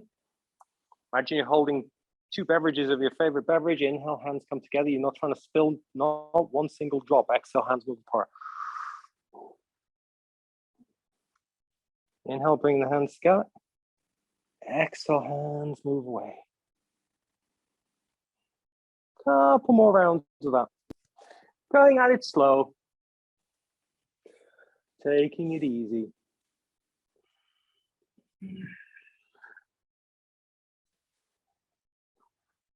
And then back into that warrior two position. And then heel toe your way to standing. See how that feels. Did you feel more connected to your feet there? Yeah. We spent a lot of time just being connected to the feet today and doing these poses. Everybody just seems so stable down the bottom, you know, on the legs, feet, hips, which is really what we're after. Because if we're unstable on the feet, on the ground, on the floor, it's never going to get better. Which is why I always kind of have that little pause between setting up for a pose and then starting to do stuff. Because if I'm just going, warrior one, okay, and we start doing stuff, I'm not even ready yet. You know, people maybe do yoga for 50 years. I don't know. Yeah, maybe they've got it. But even they're going to have a bad day. And so I much prefer to take our time with it. We talked about being wobbly in different poses. Warrior ones and lunges especially are two of them. So let's play with how to be stronger in these poses. Let's start off with a warrior one. So stand at the front of the mat, step the left leg back, bend that front knee. I've already talked about lifting and spreading the toes, because lifting and spreading the toes is like awesome. This is what we kind of want to do there. And notice as you lift and spread the toes and or let them go all floppy, that there's a difference in here in terms of what you're doing. The other thing that I feel makes people stronger in this position is to imagine that they're riding a bike and that they're squeezing their thighs together gently. So they're squeezing the floor together gently.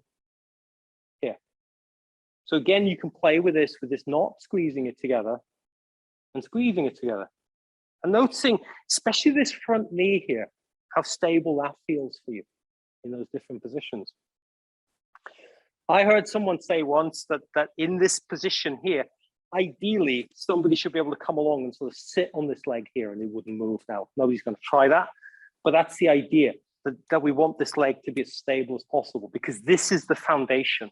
This leg is already straight, so it's sort of shooting its energy that way anyway. It's this one. So step to the front, swap over, play with that on the other side, see how that feels. Warrior one on the other side.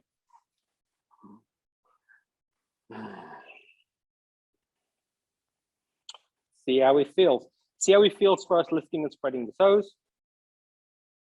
Then see how it feels, this gentle squeezing in of the thighs.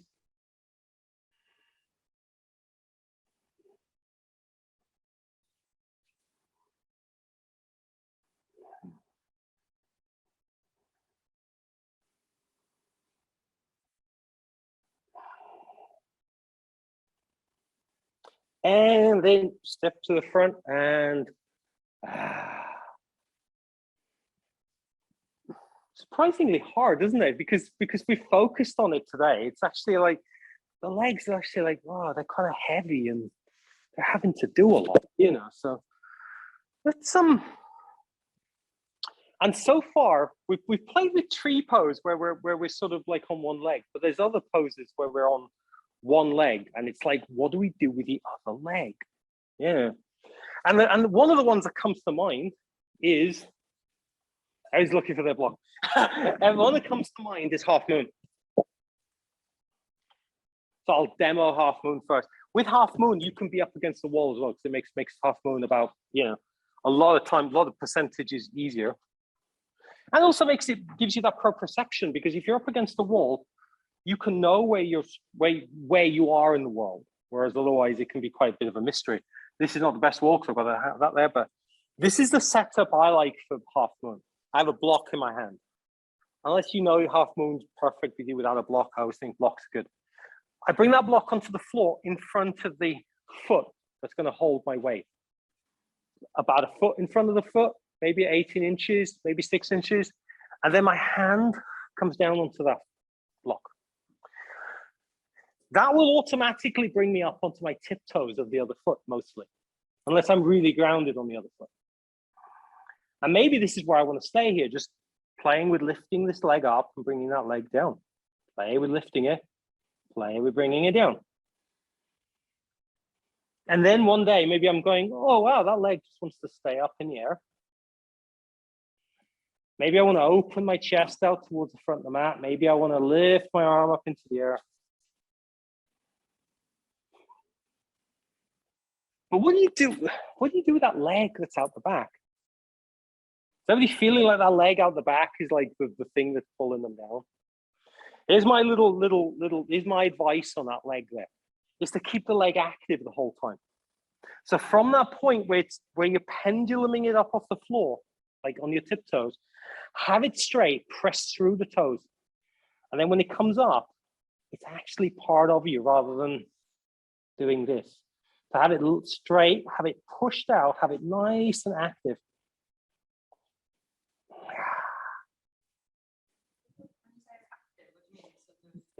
In ballet, they would call it flointing the feet. So you point the feet forward in this way where you're opening the front of the foot.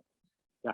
So you're having the leg active in that way. You can also, I've seen people pull the toes towards them, and some people say they feel a better activation in their body that way. But rather than just having it as a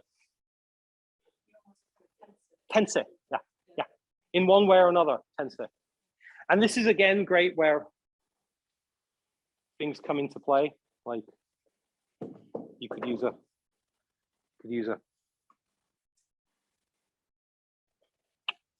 It's hard, isn't it?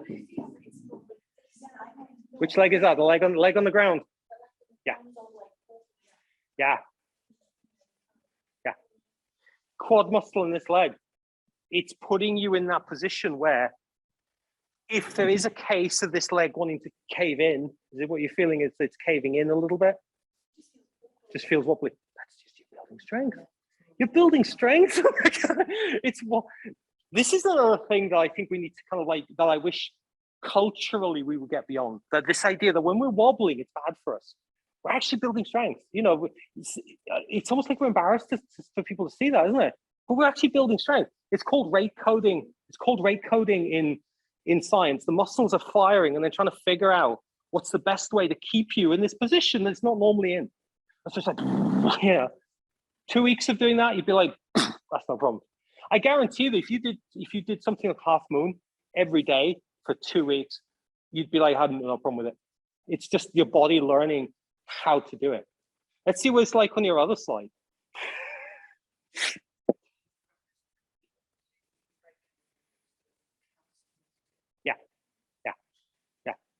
And shoes and things are exactly the same, but we're wearing those for long term. Yeah.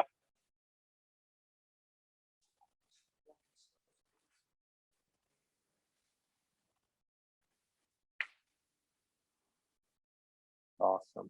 People are really getting on with this one. It's a tough one. It's a tough one.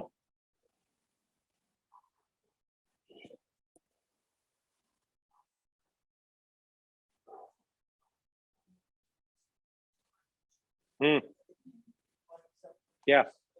Yeah, the wall one, which I can't actually kind of show people at home, but the wall is just an absolutely perfect way of doing it. That way you're not worried about going anywhere at all. And it's building that proprioception up. Your leg's still essentially holding most of the weight anyway. And so, yeah, people think, oh, it's cheating. You know, whatever. It's helping you build skills. That if people have been doing this for a long time, they've got it already. But you know what? They struggle too. I've seen everybody struggle with something at some point. And I think I wish that, again, when coming into the yoga room, yoga teachers would be much more open about the fact that it's not easy. Because I see people demonstrating poses, wheel, and say, whoa, look how awesome I am. It's like, whoa, you know, that was not always awesome for you at some point, unless you did it as a child, in which case, you know, you probably don't remember it. So I wish people were more open about that. The other one that we play with the leg up in the air is when we're in something like vertical splits. So again, I like having a block for vertical splits because it's sort of, the ground is too far away otherwise. Vertical splits, you step the left leg back, hands come onto the block, and you lift that back leg up. And then you play with that. Do you want to borrow a block? Are you okay? Oh, well, blocks are there mostly for people with long legs and short arms, like my Tyrannosaurus arms. There we go. There we go. Again, same thing with the leg up in the air. Feel for like push, keeping that leg active, shooting it out back, keeping it switched on. It's kind of okay here to hike the hip up on the leg that you're lifting up into the air, but I wouldn't do it too much. And then remember, you have another leg to do and see how that feels.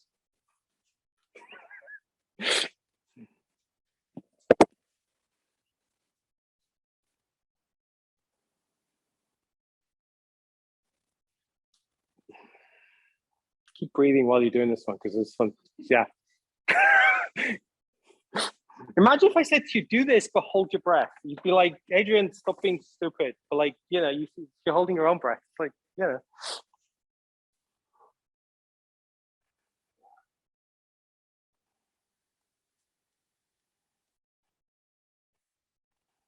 And when you're ready to come out of that one. Because like, that's tough, right? You know, because it's using a muscle that we don't have access to a lot. It's the butt muscle, which is actually several muscles, glute medius, glute max, being the two major muscles in the butt. And there's this phenomenon in the West where they call it gluteal amnesia, where people don't use their butt muscles. And one of the times that you see people not using their butt muscles is when they're getting up, because they'll sit down and to get up, they'll do this thing. You'll notice them do it. They'll throw forwards and do this, right? Because it's easier in some ways, but it puts a lot of stress on the low back. Rather than you're from down here, you switch on and you come up. If you want to challenge next time you're sitting down at home, come down, up and down without throwing yourself forward. It's a real good way to switch on the butt muscles. Because we sit a lot, if you do that every time you get up, your butt muscles are going to be so strong. And as I always say, the butt muscles are right below the low back. They're part of what holds that low back structure together, the sacrum together. It's good to have them strong. And things like vertical splits, things like half moon, work on those muscles. I'm going to show you a different way of playing with them now as well, where we get to lie down. Lie down. Because it's been hard, right? You know, even though I've just been here with my jaw moving, some of the, you know, getting you to do some of this stuff is hard, right? This is where it's nice to have something to put underneath your head, maybe, or something to keep comfortable, because otherwise it sucks. We're going to do clamshell. Now, I need to be where everybody can see me for this one. Clamshell was like a very, if anybody remembers Jane Fonda in the 80s, Jane Fonda used to do a lot of these. And she was onto a good thing with this. For some reason, we stopped doing them. Don't know why. People got into squats, I think, a lot more. And squats do target the butt muscles, but they don't target it in the same way as this does. So, clamshell. Having your head comfortable, you're lying down on your side, knees together, ankles together, knees are bent. Inhale, lift the knee up, keeping the ankle together so the knee comes up. Exhale, let the leg come down. Do that a few more times and just adjust this so people at home can see me even better. So this is a very, very targeted movement. What I don't want you to do here, as much as you can possibly avoid doing it, is to roll the hip back as you're lifting that top knee up. That's generally the biggest sort of like red flag in this one. If you're finding it super, super hard to not roll the hip back, then this is where bringing your hip against the wall helps, because you then can't roll your hip back. And that means that your leg might not lift up as high, but it doesn't matter because the muscles are working. If you want to up level from this one, only if you feel like, yeah, that one's okay for me, is it when you're lifting the knee up, you can lift the ankle up at the same time.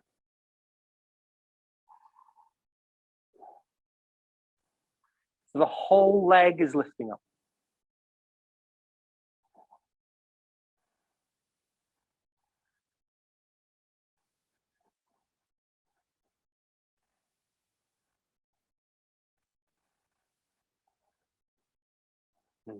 Do 2 more of whichever ones you're doing before you swap over and do the other side.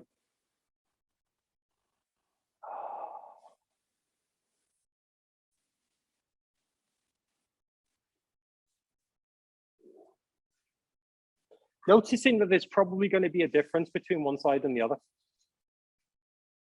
It might be a small difference, it might be a substantial difference. Always start off, I would say, with just lifting the knee up as well, because that helps to target the muscles that you're trying to work on. And also it lets you realize that there are days when you're just like, I don't really want to take this to the full level where I'm lifting the whole leg up. It's always good to start with the down level, I find, on this one. And then if you, after a couple of goes, you're like, oh yeah, I'm fine. You can then go into the full one.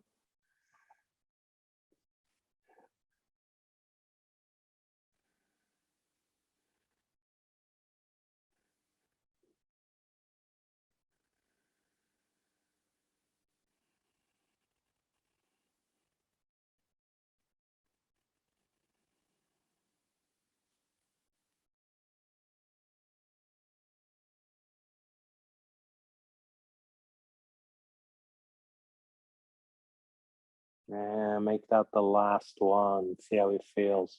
Maybe roll onto your back. Maybe send the knees from side to side a little bit. So you're doing windscreen wipers or something with them. That's nice.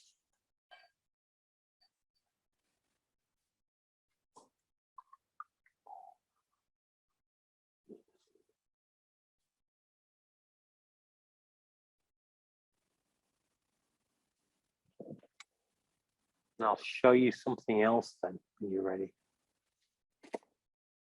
This one's kind of similar, but it changes the way that it's done. And this next one, I find it to be quite a useful thing to do, because generally the way that people kind of injure themselves when they're standing up is that their legs move away from them.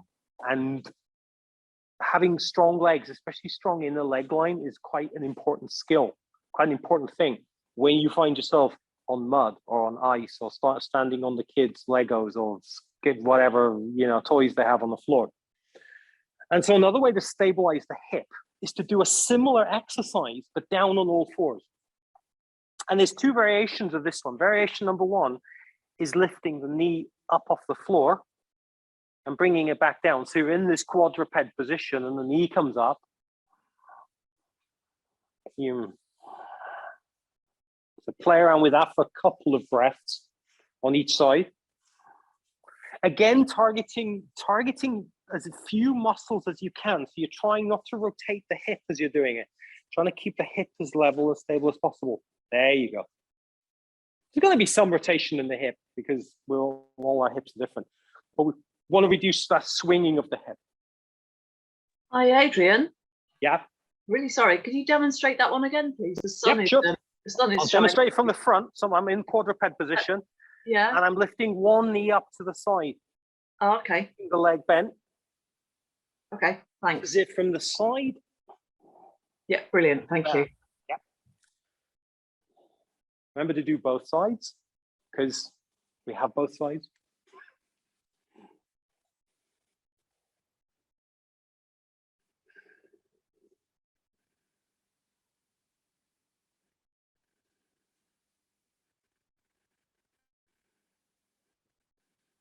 A secondary variation of this, when everybody's done both sides, I'll show you this one now. This one's actually quote unquote harder. Is that from this quadruped position, you take this leg out to the side and lift the leg up straight. So the leg's on the side of the foot and you lift the whole leg up. Does that get to be more fun or easier fun? If you're finding it hard to lift it up, then what I would say, press through the heel of the foot and imagine that the leg's lifting up. That's all it needs to do. There we go. Did he feel light when you did that? It's hard. Yeah. In which case, just stay in that position if you want as well, because that trains your body to be in this position a little bit better. Lifting up just a little bit. Maybe 2 or 3 on each side of that, no more.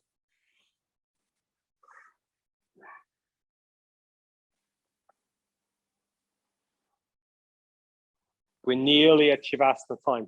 Yes. We have targeted so many muscles in the hips and legs here from like so many different angles, probably way more than you do in a class, because like this would just, be too much for a class. I'm giving you a little bit taster of everything. There's another muscle that we want to play with. And this muscle is called the hip flexor. Runners talk a lot about hip flexors being tight. But generally, EMG data, where it's like they stick electrodes on people and find out how much the muscles are firing, you find that actually it's not that the muscles are tight, the muscles are weak. And they're weak because, again, it's a muscle that we don't use that much. And because we're in a sitting position, it's a muscle that's compressed. The hip flexor lives up here in this little crease. So when we're in this position here, it doesn't actually do that much because we're like sitting the whole time. But we can exercise this muscle. We can do it standing up and we can do it lying down. So we'll start off with the standing up version. You might want a wall for like support, oral support. The way we target the hip flexor standing up is actually quite simple. We did it earlier. We lift the knee up. But the difference at this point with this knee being up is that you first off, leave it up here for a couple of breaths. And you might start to feel like you can feel like something getting warm in there. Like somebody stealing things. And then from up here, you can also perceive the knee will come higher after it's been there for a few breaths.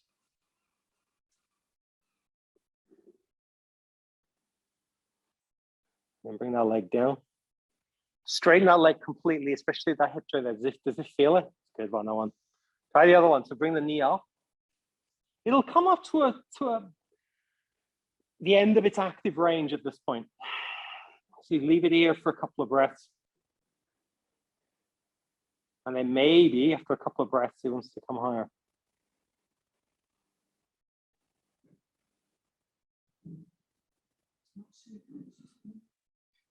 I think cows, it's the Pegasus. And then bring that leg down. Feel how your hip flexors feel. Maybe taking away from one leg to the other.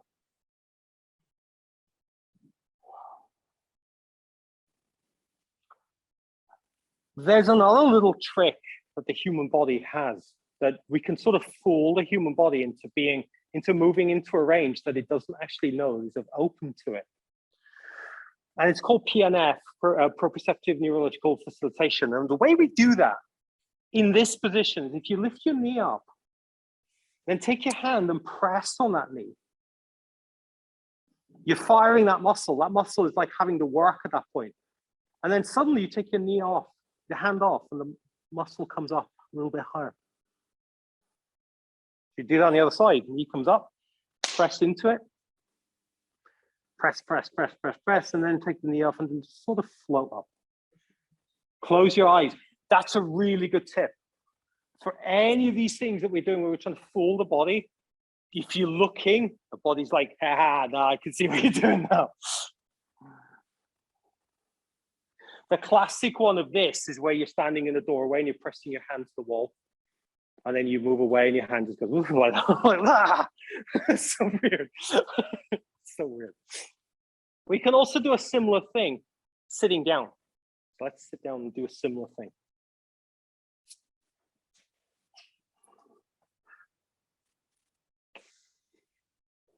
You might want to block, you might not. To make this easier, you can bring your hands behind you on the floor. And then what you do, let me shift so everybody can see me. You lift one heel up off the floor and bring it down. Lift the other heel up, bring it down. It's almost like walking. If you want to make this harder, bring your hands a little bit further forward. Makes it a little bit harder. If you want to make it a bit harder still, hands further forward. If you want to make it even harder still, like who doesn't, right? You can take a block, put it in the front between your legs, and then what you do is you lift your leg up over the block.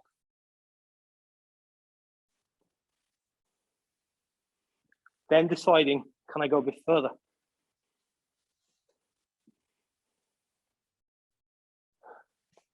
And then can you do it slowly? Notice how I stopped before I said that. It's getting tired. The slower we can do it, the better. It's a tough one, that one. But that block, that lifting the leg up over, works so many muscles in the body. It's actually quite nice. Yeah, leaning back makes it easier. So the whole, you might start off doing that one here, all the way lean back, and eventually you have your hands in front of your thighs. Well, there's no shit about it. Aiming. The progression would be to get the person to bring their hands further forward. But again, it again is very variant. Some people will never be able to do that from this position because they will have impingement in the hip. Look at that. That's good. But some people won't be able to do it from this position here because of impingement, bone on bone impingement.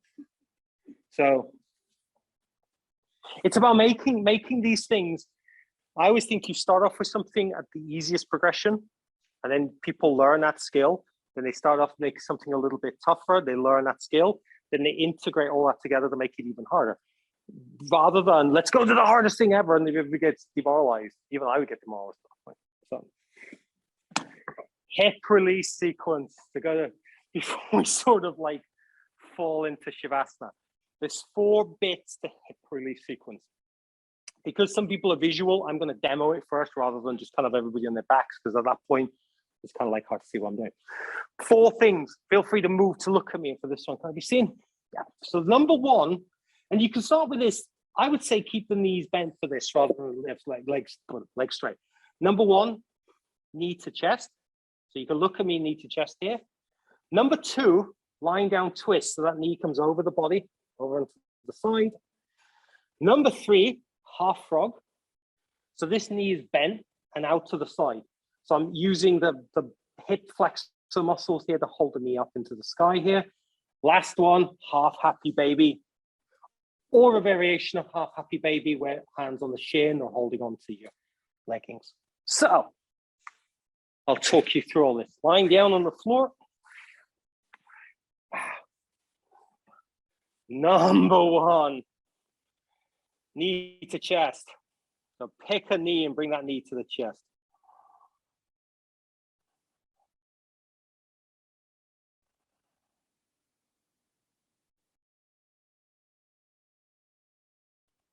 Breathe into the hips there. Sorry, I'm missing all the visuals, Adrian. No worries. Let me show you again. Both knees or just one? No worries. I'll show you. It's perfectly fine. So starts off with knee to chest, like this. Yeah. Next one will be a lying down twist. So that knee comes over the body onto the side. Ooh, right. Like this. Number 3 would be half frog. So that leg comes out to the side. It's held up at 90 degrees. Then finally, half happy baby, Okay. like that. Okay. Thank you. So you can carry on with those at your own speed now, and I'll get everybody to come into the next one, lying down twist here, so they can take the knee over the body into a twist. Slowing down.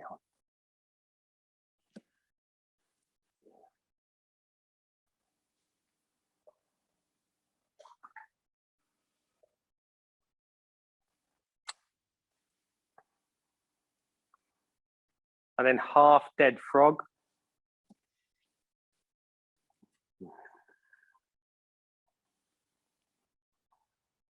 Half dead frog's where the knee's bent and the muscles in the leg are holding that knee out to the side. And finally, half happy baby. This is also a nice one for getting into the variety of muscles at the back there.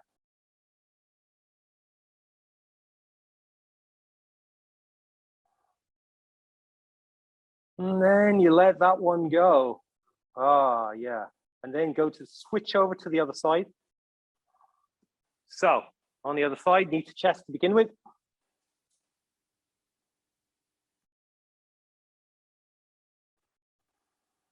Taking breaths as you're in here, slowing it down.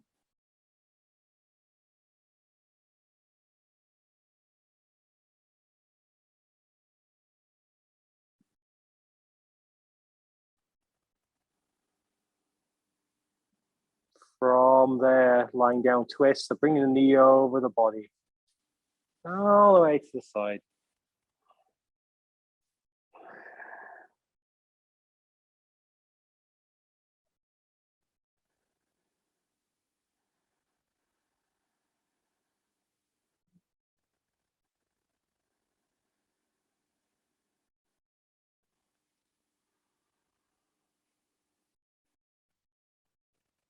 Coming back up from that to half frog.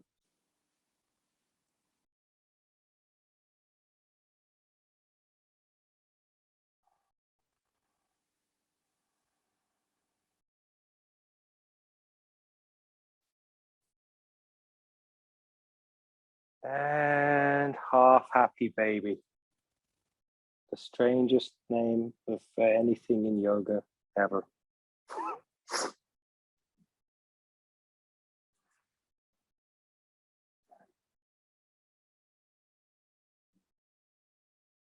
And then you can let go of the leg, and then it is time for whatever version of Shavasana that you feel like is the Shavasana for you today. Two versions that are kind of nice for this, after all the leg work that we've done, would be number one, legs up the wall or legs on a chair. Just sort of, I'm demoing this one because it's nice. Legs up the wall, like that. That's kind of nice. It's a great way to de-stress the legs. The other one that's kind of nice for this is to take a traditional Shavasana position where your hands, your arms and your legs are a little bit wider than normal.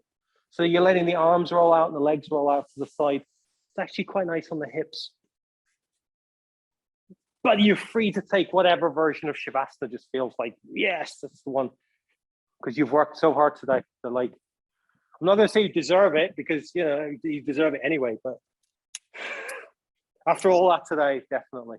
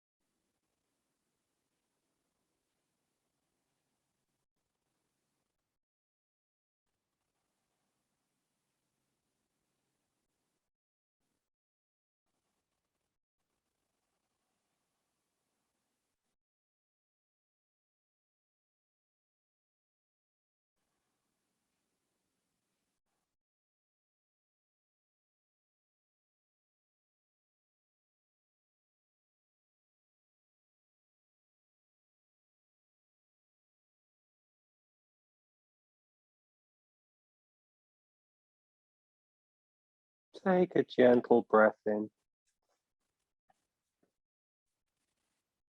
And a gentle breath out.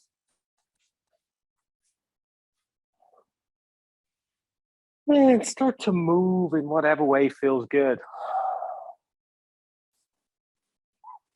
Whatever way that might be.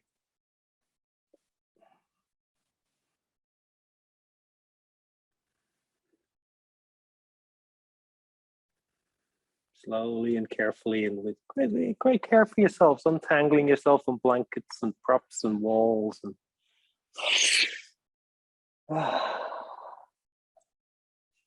maybe rolling over onto a side, spending a breath on that side before sitting up. Well, thank you very much, everybody, for joining me on this Saturday morning for what turned out to be quite kind of like hard work, right? Yeah.